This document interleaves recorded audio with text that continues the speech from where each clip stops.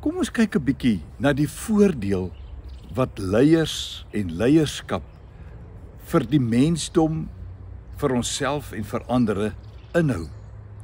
Ek lees 1 Korintiërs 4 vers 1. So moet julle ons dan sien.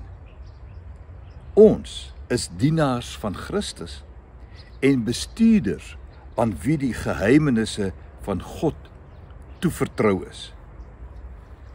Hier word spesifiek verwys na 'n sekere groep leiers.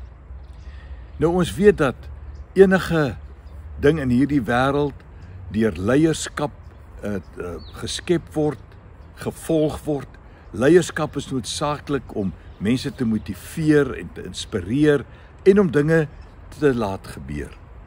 Maar nou kom Paulus en hy verwys na homself en ek glo daarmee na alle ander apostels en gestuurdes wat deur die Here geroep word om as leiers op te tree, wat eintlik dienaars van Christus is. Maar die groot voordeel is dat sulke mense wat bestuurders word of leiers word, geheimenisse van God verkry.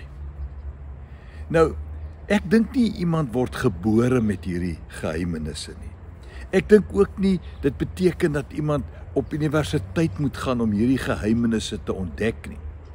Daar word wel middele aan jou beskikbaar gestel, kennis word aan jou gegee, sodat jy kan gaan en ontdek.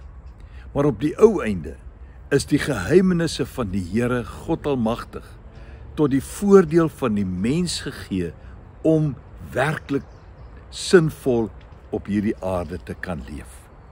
En hierdie geheimenisse word aan ons openbaar, aan ons oorgedra in prediking, in lesings ensovoorts.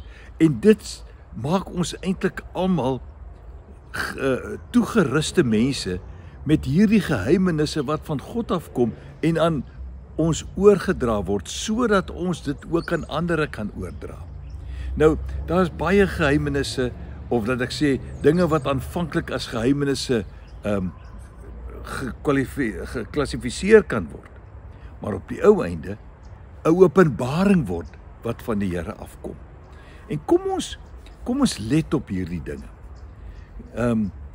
Ek wens ek het nou tyd gehad om bietjie meer hierop uit te brei, maar al wat ek vandag wil sê, God openbaar geheimenisse aan die wat daarna soek, wat dit begeer, sal die Here voortdurend nuwe dinge bekend maak. Wat 'n groot voorreg om deel te wees van hierdie proses. Kom ons loop mooi.